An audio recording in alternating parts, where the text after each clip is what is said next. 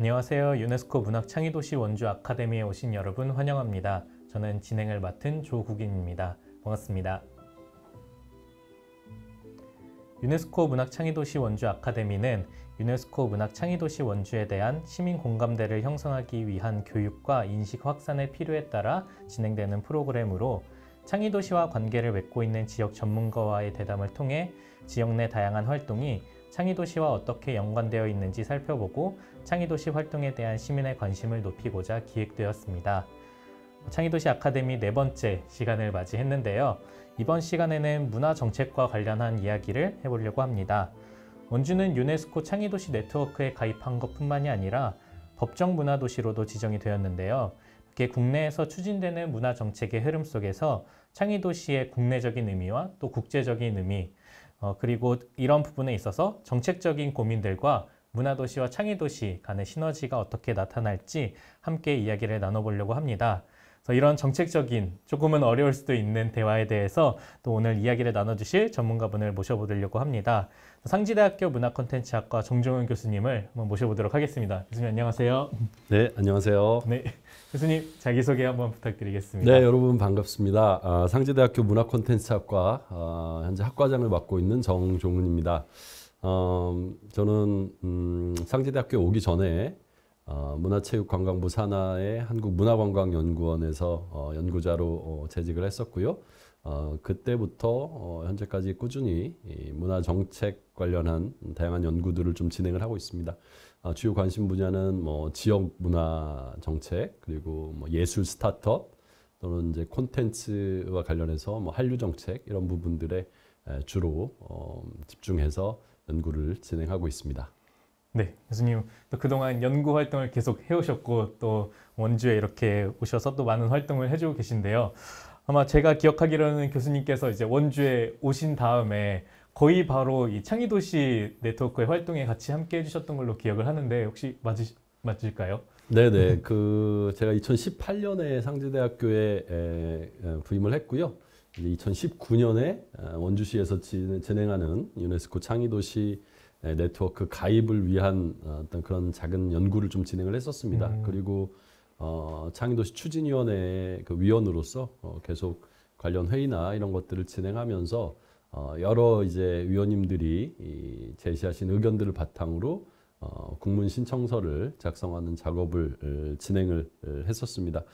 그때 이제 매우 좀 중요했던 건 제가 이제 원주에 온 지 얼마 되지 않은 상황이었기 때문에 개인적으로는 이제 학습을 하면서 엄청나게 열심히 학습하면서 원주를 또 이해하고 또 함께 참여하시는 여러 전문가분들을 통해서 그분들의 시선으로 이 원주의 과거와 함께 또 미래를 조망해보는 그런 좋은 시간을 가졌고요. 그런 것들을 바탕으로 해서 원주가 가지고 있는 아마 그 신청서에 그 통일신라 얘기부터 나왔던 것 같아요. 정말 오래 전부터. 네네, 맞습니다.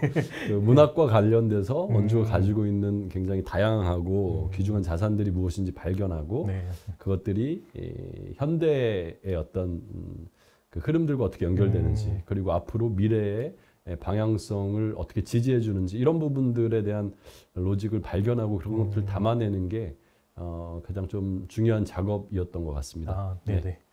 그 가입 신청서와 관련해서 지난번에 문학의 달 보이는 라디오 때 원집 위원장님께서도 말씀을 해주셨었는데 그 글자 수가 제한이 있었다고 들었어요. 그 항목마다. 그래서 그런 부분에서 조금 그 원주가 가진 다양한 장점들을 많이 쓰고 싶은데 또 그런 부분에서 좀 한계가 있었을 것 같은데 그 중에서도 특히 조금 중점을 두었던 내용은 어떤 것들이 좀 있을까요?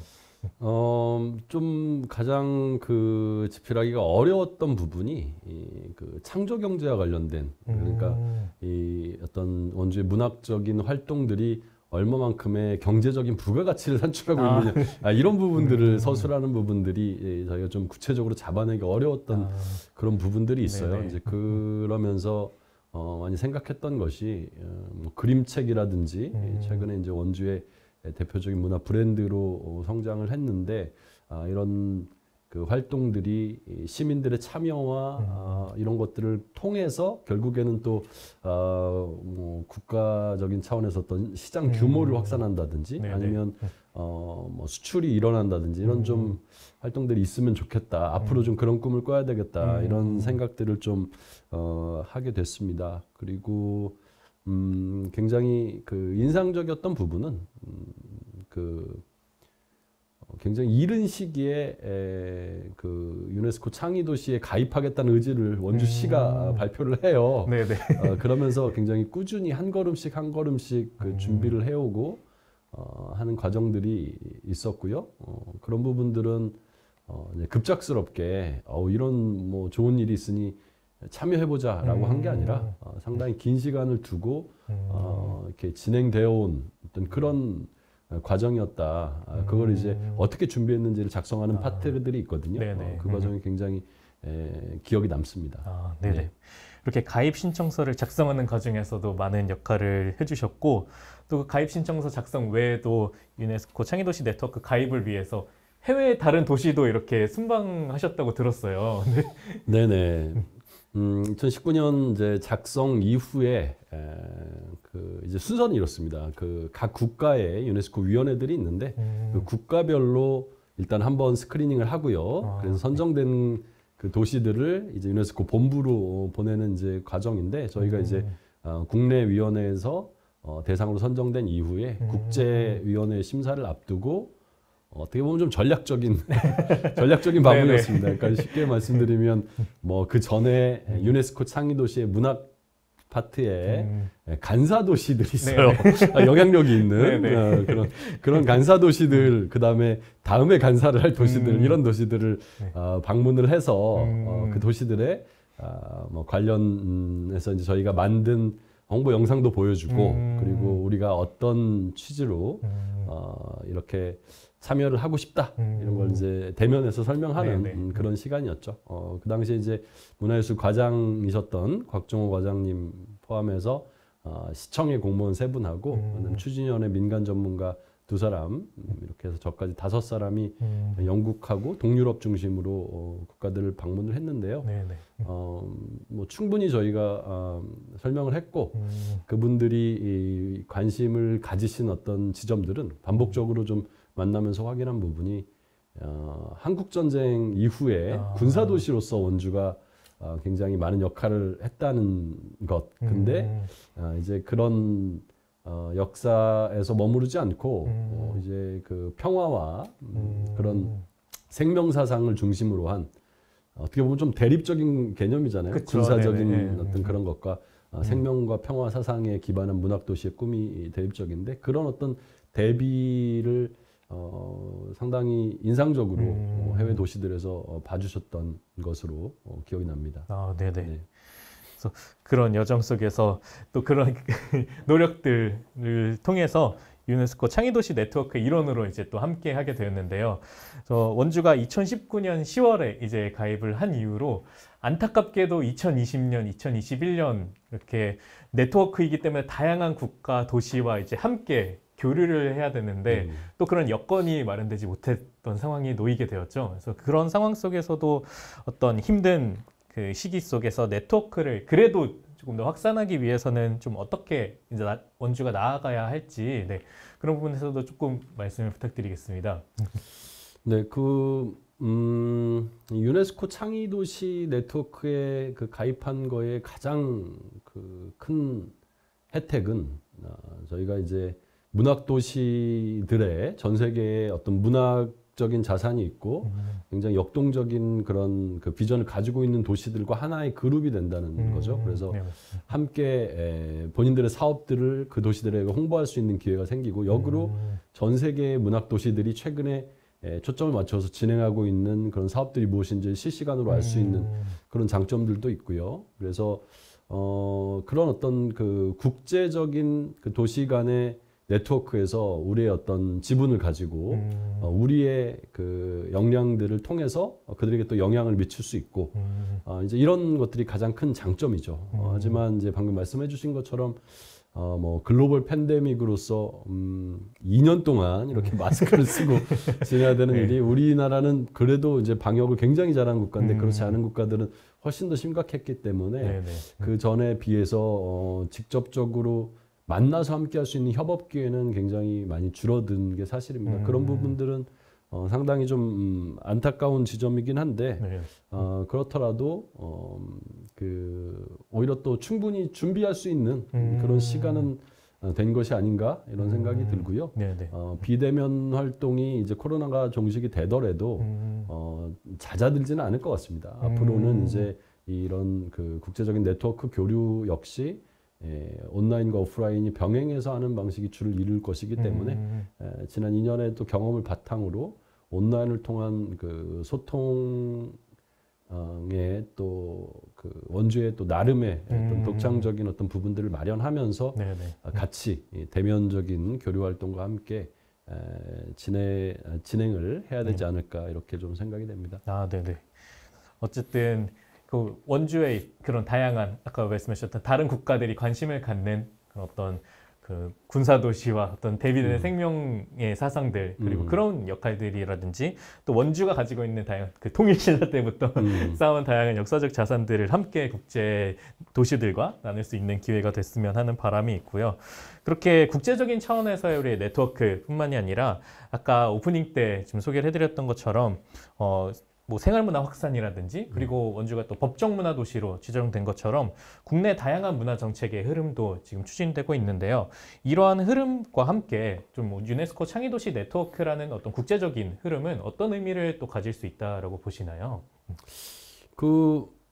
말씀하신 것처럼 최근에 원주의 그 문화적인 어떤 역량은 굉장히 많은 주목을 받고 있죠. 그 동시에 저희가 2020년부터 유네스코 창의도시 또 법정 문화도시로서 이제 지위를 인정받고 활동을 했기 때문에 이제 유네스코 창의도시에 가입하고 싶어하는 국내 도시 많이 있거든요. 네네. 또 법정 문화도시에 가입하고 싶어 선정되고 싶어하는 도시도 네. 굉장히 많습니다. 근데 그 두 개를 동시에 그 원주가 이루어내면서 많은 그런 관심을 받고 저도 뭐 그것과 관련해서 뭐 컨설팅이나 뭐 자문이나 이런 요청을 많이 받는 경우가 있습니다. 네. 원주의 사례를 알려달라고 하는 그런 경우들이 많았는데 일단 그 문화체육관광부에서 진행하는 문화도시 사업의 가이드라인을 보면 또 그런 그 얘기들이 있어요. 법정 문화도시 사업을 통해서 역량을 쌓고 이후에 유네스코 창의도시 가입이라든지 이런 거를 하면 좋겠다. 이렇게 얘기가 되어 있습니다. 근데 원주는 동시에 해냈죠. 네. 그런 부분들 참 고무적인 것입니다만은 두 가지 다 어떤 튼실한 어떤 성과를 내면서 시너지를 낼 수 있는 그런 방식들을 좀 진지하게 좀 고민해야 될 시점 같아요. 그러니까 좀 차이점인데 두 가지 사업이 하나는 이제 법정 문화도시 사업은 국내 사업이기는 합니다만은 5년간 최대 200억이라는 구체적인 예산이 확보가 되는 사업이죠. 하지만 이제 유네스코 창의도시는 국제적인 지위가 주어지고 관련한 이제 상징적인 뭐 로고라든지 이런 것들을 이제 활용할 수 있는 그래서 브랜드 차원에서는 굉장히 좋지만 관련 예산은 따로 주어지지 않거든요. 네. 그래서 이게 두 개가 좀 같이 결합돼서 추진되면 서로 좀 시너지를 낼 수 있는 부분들이 많이 있을 것 같습니다. 지금 가령 원주시에서 이 두 사업을 추진하기 위해서 원주시 창의문화도시 지원센터를 설립을 했는데요.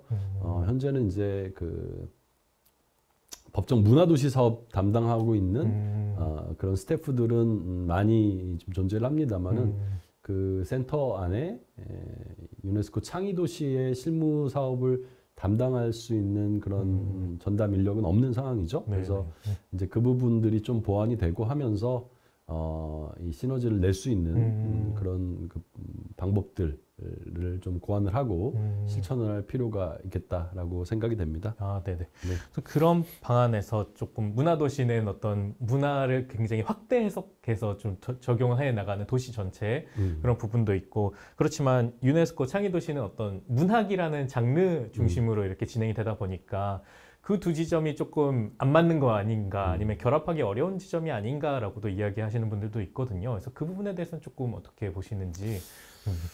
네, 그렇죠. 뭐 유네스코 창의 도시는 이제 분야들이 장르들이 이제 정해져 있는데 원주가 이제 문학으로 선정이 되었죠. 하지만 이제 법정 문화도시 사업은 방금 말씀하신 것처럼 어떤 문화 도시라기보다는 문화 도시에 좀 네. 초점을 맞추고 있어요. 그래서 도시 전반의 어떤 생태계에 문화가 미칠 영향을 고민하는 거기 때문에 그런 어떤 범주는 훨씬 더 넓은 게 사실입니다. 그렇지만은 어떤 우리 뭐 예술이라든지 콘텐츠 산업이라든지 가장 기반이 되는 것이 이제 스토리텔링 이런 거기 네. 때문에 오히려 또 문학 도시로서의 그런 잠재력과 뭐 가능성들을 개발해 나간다면은 뭐 예술적인 스토리텔링이나 콘텐츠 산업의 스토리텔링을 넘어서 도시의 스토리텔링을 위한 그 문화 도시가 꿈꾸는 네, 네. 도시 생태계에 대한 영향을 미치는 데에도 중요한 기반으로 작동을 할 수 있다라고 그렇게 좀 판단이 됩니다. 그래서 그런 어떤 그 차이는 아주 본질적인 것이라고 생각이 되지는 않고요. 특히 이제 뭐 융합적인 그런 접근들을 뭐 문화도시 사업이나 창의도시 사업이나 다 권장하고 있기 때문에 네, 그런 어떤 한계가 뚜렷하게 정해져 있는 것은 아니다라고 좀 생각이 되고요. 중요한 것은 그 유네스코 창의도시 가입하면서 우리가 이제 그림책 도시 이 부분을 되게 강조를 했어요. 그리고 또 법정 문화도시 선정될 때도 그 문화도시 이전 단계 사업이라고 할 수 있는 문화 특화지역 조성 사업의 컨셉도 그림책이었습니다. 그래서 이 두 가지를 연결해주는 어떤 그런 통로가 그림책이었던 것 같아요. 돌이켜 보면 그래서 그 그림책과 관련해서 원주가 쌓아온 어떤 인력풀이라든지 관련 사업 경험이라든지 이런 것들을 좀 바탕으로 해서 양쪽을 매개하고 또 양쪽을 각각 튼실한 어떤 그런 그 효과를 낼 수 있는 그런 방안을 찾을 수 있지 않을까 이렇게 좀 기대를 합니다. 네. 네. 또 올해 이제 그림책 센터가 이제 세워졌잖아요. 그래서 그런 부분에 대한 역할을 더 이제 잘 수행할 수도 있지 않을까라는 기대가 네네, 드는데요. 그렇습니다. 네, 매우 중요한 뭐 계기라고 생각을 하고요.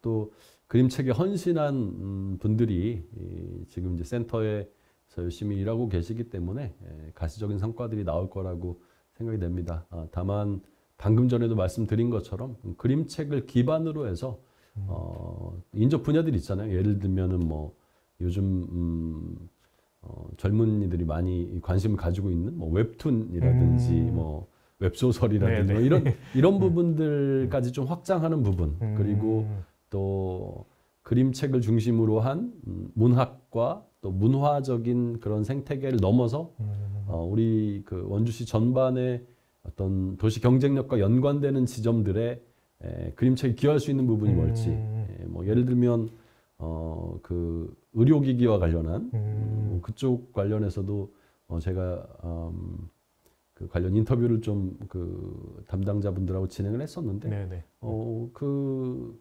그림책과 의료기기 사업을 결합할 수 있는 부분이 무엇이 있을까요? 라는 질문을 제가 했는데 그거에 대한 나름의 또 기대와 이런 것들이 있으시더라고요. 그래서 그림책 안에만 한정하지 말고 그림책이 이 원주에 기여할 수 있는 부분이 무엇인지 조금 더 공세적으로 적극적으로 좀 찾아 나아가야 하는 과제가 있지 않을까 이렇게 좀 개인적으로 생각하고 있습니다. 네네.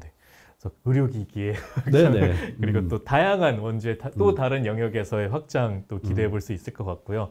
그리고 창의도시에서 가장 또 강조되는 부분 중에 하나가 창의 인재를 그 지역에서 양성하는 것인데요. 그렇지만 뭐 많은 분들이 공감을 하시겠지만 인재를 기른다는 것은 쉬운 일이 아니죠. 그래서 문학 창의 도시의 관점에서는 교수님이 생각하실 때는 어떤 좀 인재가 필요하다고 생각하시는지 또 그 인재를 기르기 위해서는 어떠한 프로세스가 갖춰져야 될지 또 지금 교육 현장에 계시기 때문에 또 그런 부분을 말씀을 잘 해주시지 않을까 싶은데 혹시 네, 그렇죠.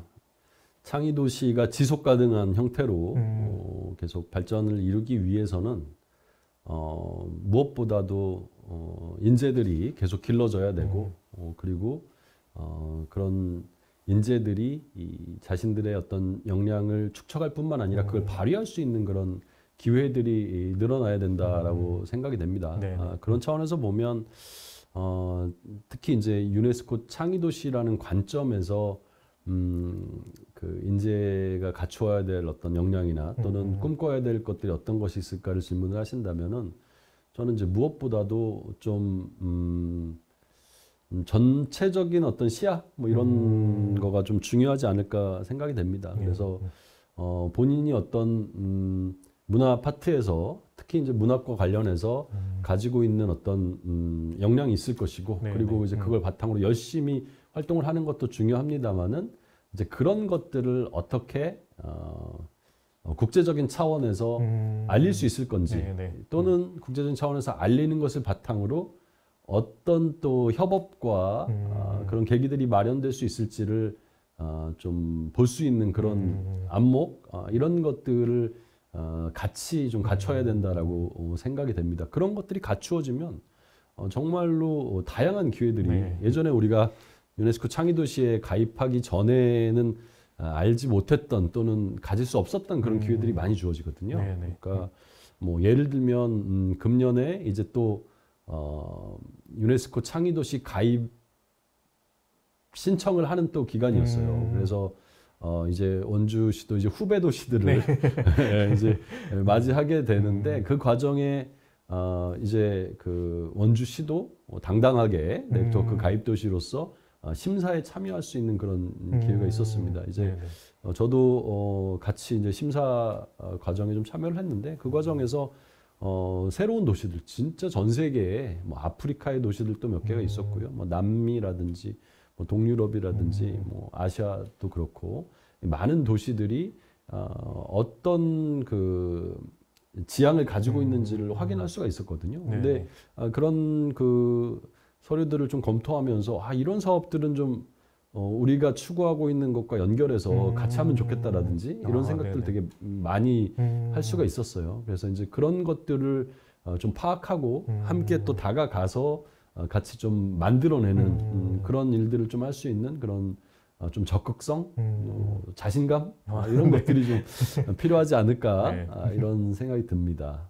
네, 그런 부분에 있어서 원주는 굉장히 좋은 그런 기회를 제공할 수 있게 됐고요. 법정 문화도시로서도 뭐 예를 들면 그 원주 테이블 같은 사업은 굉장히 많은 주목을 받고 있어요. 국가적인 차원에서 미리 어떤 것들을 이제 정해서 자 이런 사업이 중요하니까 한번 해보세요라고 하고 공모하는 게 아니라 시민들이 매우 다양한 방식으로 테이블을 만들고 그 테이블 안에서 고민하면서 이런 사업들을 제안하고 그거에 이제 시가 화답하면서 만들어내는 어떤 그런 함께 만들어가는 그런 문화 사업들 이런 것들이 좀 주목을 받고 있고요. 그러면서 법정 문화도시에 가입했기 때문에 원주가 이런 걸 하고 있다는 게 굉장히 빠르게 알려지거든요. 우리나라의 이제 문화적인 가치를 추구하는 도시들이 주목해서 보고 빠르게 또 그런 것들을 벤치마킹하려고 노력하고 이런 차원이 있습니다. 이제 그거를 국제적인 차원에서 우리가 할 수 있다는 거죠. 그래서 원주시에서 이루어지고 있는 흥미로운 일들이 전 세계에 알려지고 확산될 수 있는 그런 기회가 마련이 되었기 때문에 이제 그런 것들을 좀 부응할 수 있는 그런 인력들이 좀 많이 길러져야 된다라고 생각이 됩니다. 예를 들면 그 코로나 상황에서 우리 이제 그 담당하시는 양병길 주무관님께서 알려주신 얘기인데요.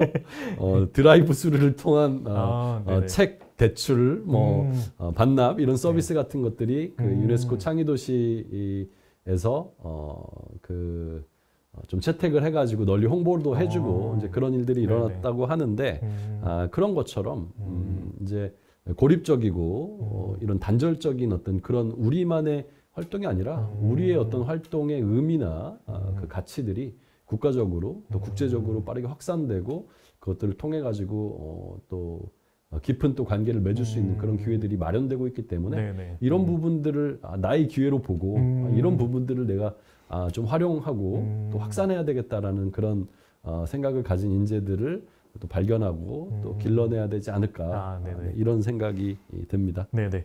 그런 인재를 발굴하고 또 길러내면은 정말 좋겠지만 그 과정에서 좀 필요한 고민들이나 필요한 지점들은 좀 어떤 것들이 있을까요?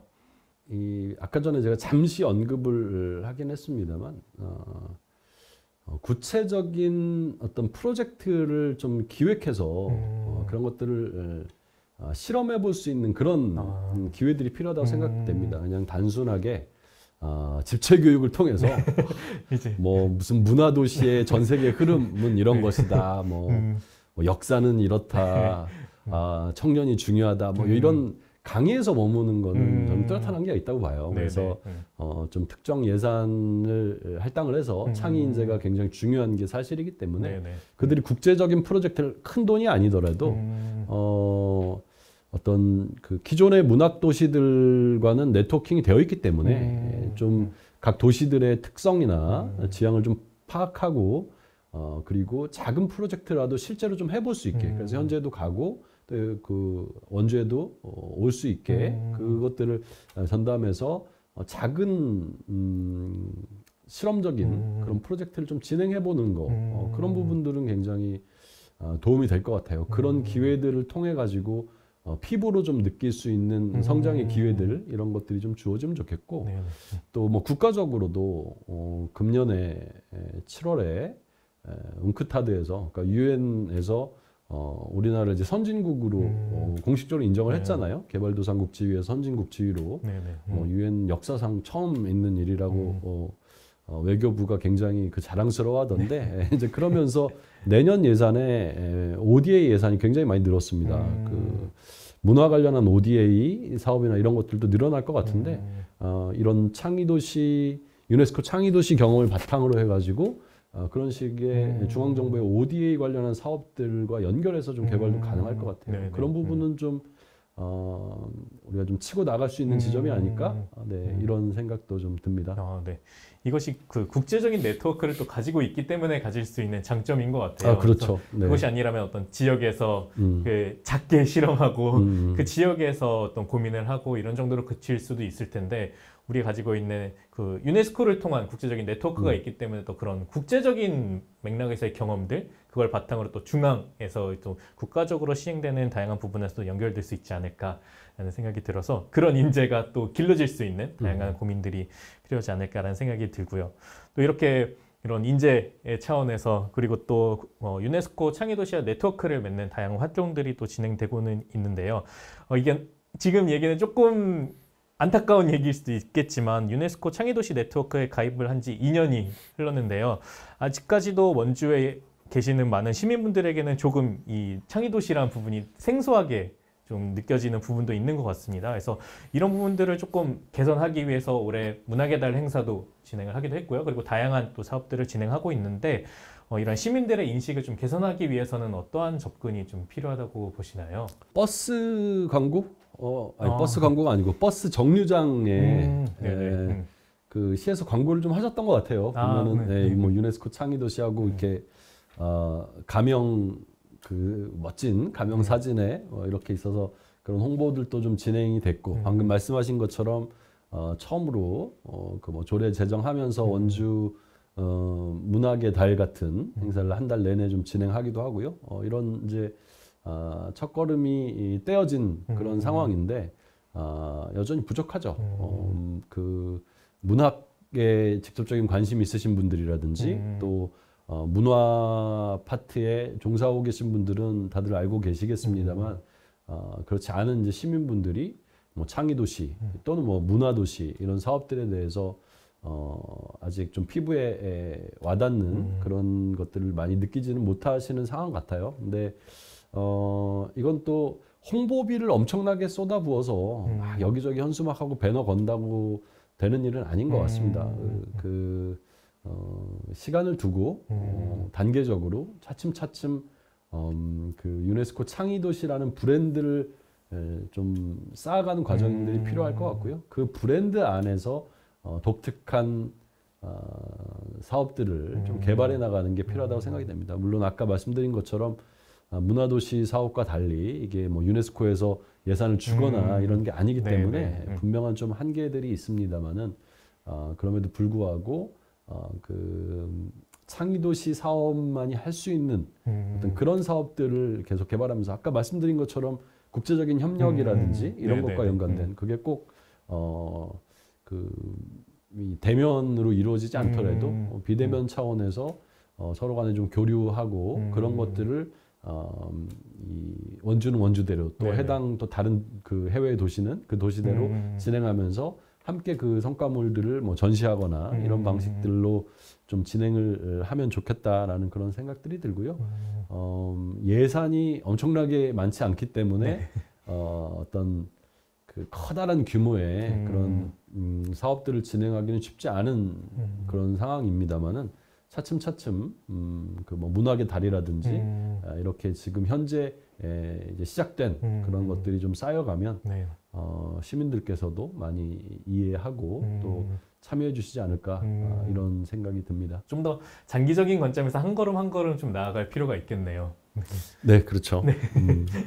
그래서 그런 어떤 인식을 개선하는 다양한 그 장기적인 관점에서 다양한 사업들 그런 부분들 뿐만 아니라 어떤 인식을 개선하는 방법 중에 하나가 문화공간과 같은 하드웨어를 잘 활용하는 방법도 있지 않을까라는 생각이 드는데요. 원주에도 어떤 치앙예술관이라든지 또 댄싱 공연장, 배구나톨 같이 그런 기존의 문화공간들도 있고 또 얼마 전에 개관한 복합문화교육센터도 있잖아요. 그리고 또 민간 영역에서도 다양한 문화공간들이 생겨나고 있고요. 그래서 이러한 문화공간들을 또 잘 활용하기 위해서는 어떠한 접근이 좀 필요하다고 보시나요?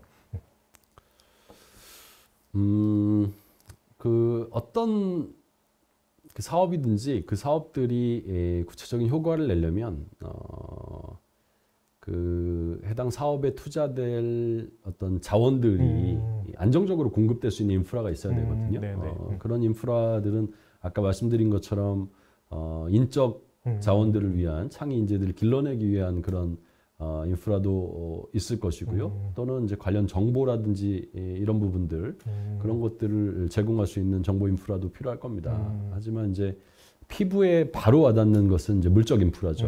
방금 얘기해 주신 그런 공간 같은 것들이 어떻게 변모해 가느냐 이런 부분들은 굉장히 그 직관적으로 확인할 수 있는 그런 부분들이기 때문에 방금 언급해 주신 그런 공간들이 조금씩 더 시민들에게 가까운 공간으로 그렇게 나아가는 건 매우 중요한 지점이라고 생각이 됩니다.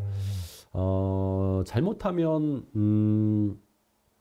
전문가들을 위한 공간들, 그래서 시민들이 내 삶과는 좀 동떨어져 있는 그런 거 하는 분들이 쓰는 공간 이렇게 생각할 수 있는데 그 부분을 좀 넘어서야 되는 게 최근에 좀 트렌드 같아요. 그 복합 문화 공간이라고 표현되는 많은 그 공간들을 보면 그 트렌드는 전문가들을 위한 어떤 창작 지원이라든지 이런 부분들도 중요하지만 그 외에 일반 시민들이 특별하게 어떤 그런 분야에 대한 관심이 없더라도 한번 가볼까 싶은 그런 흥미로운 그런 프로그램이나 프로젝트들을 좀 진행하고 그리고 한번 방문하고 난 다음에는 뭐 계속 가보게 되고 싶어하는 그래서 이제 그 문화 향유자들, 문화 창작자들뿐만 아니라 문화 향유자들을 끌어들일 수 있는 그리고 문화 향유자들이 그곳에 계속 머무르고 싶어하는 그런 공간으로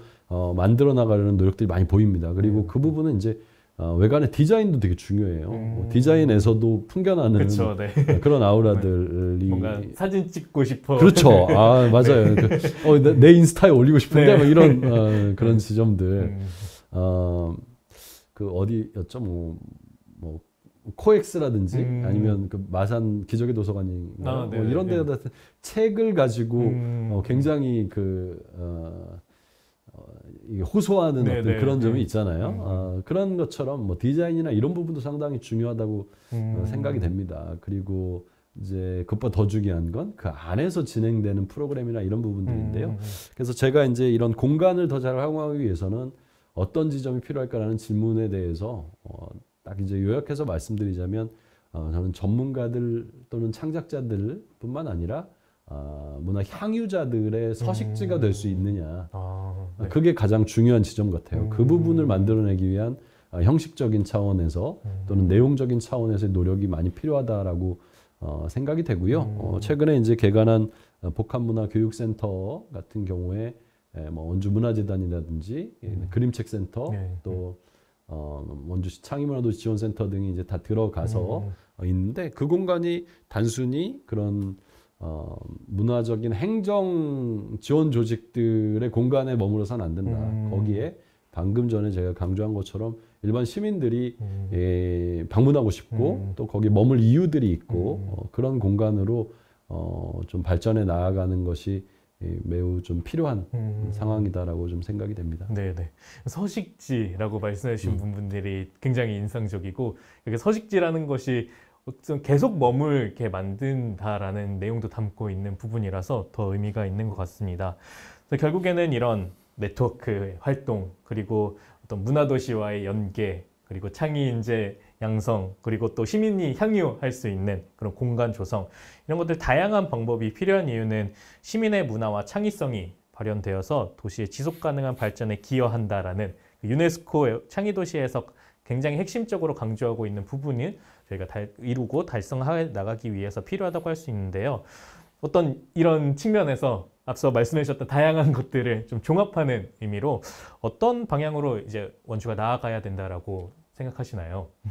이제 21세기 들어와서 전 세계적으로 일어난 어떤 문화에 대한 자각, 문화적 전환 이런 표현들을 정책 용어로 많이 쓰는데 문화적 전환 그리고 국가 단위의 어떤 사업들도 중요하지만 이제는 분권화의 흐름 속에서 지역에 대한 재발견 이런 어떤 문화적 전환과 지역적 전환이라는 두 가지 흐름이 만나면서 전 세계적으로 중요하게 추진이 되고 있는 그런 사업이죠. 그래서 그런 뿌리들이 있습니다. 그래서 그 뿌리를 생각해 본다면 이 두 가지 이 사업을 원주가 같이 하게 된 거는 다른 사업들을 하는 게 아니라 사실은 이제 서로 유기적으로 연결되어 있을 뿐만 아니라 지역에서 이루어지는 활동을 국가적인 차원에서 또 국제적인 차원에서 이렇게 또 순차적으로 확산할 수 있는 그런 장이 마련된 것이기도 하고요. 그런 지점에서 살펴보면 저는 이제 한 세 가지 정도 좀 중요한 지점들이 있다고 판단이 됩니다. 하나는 이제 거버넌스의 중요성이거든요. 이런 문화도시든 창의도시든 이 지속 가능한 발전을 하기 위해서는 시민들의 참여를 기반으로 한 거버넌스, 탑다운 방식이 아니라 그 아래에서부터 많은 시민들이 관심을 가지고 중요하게 생각하면서 자신의 시간과 에너지를 활용해 가지고 내가 참여하고 싶다 그리고 기여하고 싶다라는 그런 생각들을 이끌어내고 그분들에게 목소리를 드리고 그 과정을 통해 가지고 나아갈 방향을 설정하는 그래서 이제 그런 시민 거버넌스라는 차원이 매우 중요하고요. 그게 기반이 되는 거기 때문에 그 부분을 아무리 강조해도 지나치지 않다고 생각이 됩니다. 그리고 이제 두 번째로는 그 프로세스의 중요성이죠. 그래서 이런 시민적 거버넌스를 통해서 목소리를 다 들은 다음에 그냥 목소리 잘 들었습니다. 네, 하고 나서 그냥 예전 방식으로 해버리면서 저기 결과를 내야 됩니다. 결과 뭐 이렇게 해가지고 결과를 잘 낼 수 있는 방법을 해가지고 효율적으로 몰아주 이렇게 가면은 또 도루묵이죠. 그래서 그 프로세스가 얼마나 문화적이냐, 그 프로세스가 얼마나 창조적이냐 이게 매우 중요한 것 같아요. 그래서 유네스코 창의도시, 크리에이티브 시티라고 한다면 그 관련한 사업들이 추진되는 방식이나 이런 것도 창조적이어야 된다라고 생각이 됩니다. 그래서 결과물에 대한 관심뿐만 아니라 그걸 만들어가는 과정에 대한 관심, 그리고 그 과정에서 시민들의 목소리가 유실되지 않도록 그 시민 거버넌스 통해서 계속 얘기는 올라오는데 그것과 유리된 방식으로 사업들이 기획되고 추진되어서는 안 되고 그런 것들이 잘 반영되는 형태로 그런 프로세스에 대한 관심을 놓지 않아야 된다라는 생각이 있습니다. 그리고 이제 마지막으로는 이제 에코시스템, 우리가 흔히 생태계라고 표현하는 건데요. 이 문화도시 사업이든 창의도시 사업이든 그 부분에 관련되어 있는 일부 전문가들만 혜택을 입어서는 안 된다고 생각이 됩니다. 이 도시 전체의 명예이기도 하고요. 도시 전체의 자산이기도 하기 때문에 거버넌스와 프로세스를 통해서 산출되는 결과물이 시민 전체가 누릴 수 있는 그런 그 에코시스템, 도시 생태계에 기여할 수 있는 그런 결과물이 나와야 된다라고 생각이 됩니다. 그래서 그 부분에 대한 좀 관심이 없으면 그들만의 잔치라는 또 그런 평가를 받을 수가 있거든요. 네네. 그래서 뭐 문학 쪽은 좋겠네라든지 아니면 네. 뭐 문화하는 사람들 물 들어왔네 뭐 이런 평가는 바람직하지 않죠. 그래서 이제 그런 것들을 넘어서기 위해서는 이 사업들을 통한 결과물들이 도시의 창의성을 증진하는데 도시의 문화적인 역량을 쌓아가고 그 변화를 우리 시민들이 체감할 수 있는 방식으로 만들어 나가야 된다고 생각이 됩니다. 좀 구체적인 층위에서는 그 유엔의 지속가능 발전 지표가 있는데 그 지속가능 발전 지표를 그 원주시의 모든 그런 정책 사업의 성과 평가 시스템에 반영하려는 그런 그 움직임이 있는 것으로 알고 있습니다. 이제 이런 것들은 상당히 중요한 예시가 될 수 있죠. 지속 가능한 발전을 위한 거버넌스와 프로세스와 생태계적인 관점이 단순히 문화예술과뿐만 아니라 경제정책이나 관련 시민들의 어떤 삶을 다루고 있는 뭐 시설이라든지 모든 정책 부분에 연관될 수 있게 원주시가 지금 모색을 하고 있는 것으로 알고 있거든요. 사실 이제 2019년에 그 한국위원회, 유네스코 한국위원회 가서 발표할 때 시장님이 또 이런 약속을 하셨거든요.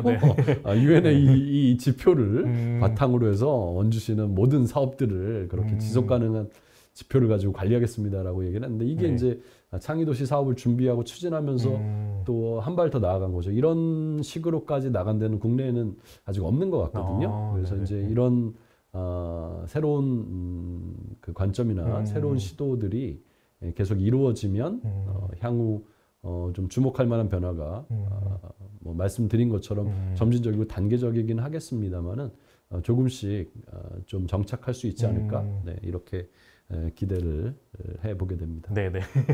그 가운데서 시민분들과 또 많은 참여가 함께 이루어지기를 바랍니다. 네, 교수님 오늘 이렇게 또 어려운 주제임에도 불구하고 다양한 또 이야기를 나눠주셨는데요. 끝으로 오늘 출연해주신 소감 그리고 마지막으로 한 말씀 부탁드리겠습니다. 네, 우리 뭐 같이 그 조국인 회장님께서는 그 문화도시나 창의도시 사업에 같이 이제 추진위원이라든 운영위원으로 함께 해왔는데요. 또 몇 가지 중요한 이슈들 이렇게 같이 또 이야기 나누면서 또 정리하고 또 함께 하시는 또 시민분들하고 공유할 수 있어서 매우 기쁘게 생각을 합니다. 해야 될 일들도 굉장히 많고 또 그 해야 될 일이 막 어렵고 뭐 무거운 일이라면 막 뭐 피하고 싶고 그럴 텐데 사실은 문학이라든지 문화라든지 이런 부분들이 굉장히 그 많은 분들이 또 좋아하시는 분야이고 그죠? 특히 또 요즘에 한류가 또 새로운 단계로 새로운 단계로 진입하면서 엄청나게 또 전 세계적인 관점을 그 관심을 받고 있어서 또 한편으로는 또 기대가 되는 또 그런 지점들인 것도 같습니다. 그래서 함께 같이 그런 일들을 열심히 또 즐겁게 해나가면 좋겠고요. 또 우리 시청해주시는 시민분들께서도 더 많은 좀 관심을 가지고 우리 유네스코 창의도시 사업을 통해서 원주의 어떤 역량과 가능성들이 또 전 세계에 또 기여할 수 있는 그런 지점들을 함께 찾아 나가면 좋겠다라는 생각이 듭니다. 네, 이상입니다. 감사합니다. 네, 교수님 오늘 이렇게 어려운 얘기도 폭넓게 또 의미 있게 풀어주셔서 감사드립니다. 교수님, 저 보내드리도록 하겠습니다. 감사합니다. 네, 감사합니다. 네, 반환점을 넘은 유네스코 문학 창의도시 원주 아카데미 이제 2번의 시간을 남겨두고 있는데요. 앞으로 진행될 남은 여정에도 많은 관심 부탁드리도록 하겠습니다. 네, 지금까지 진행의 조국인이었습니다. 감사합니다.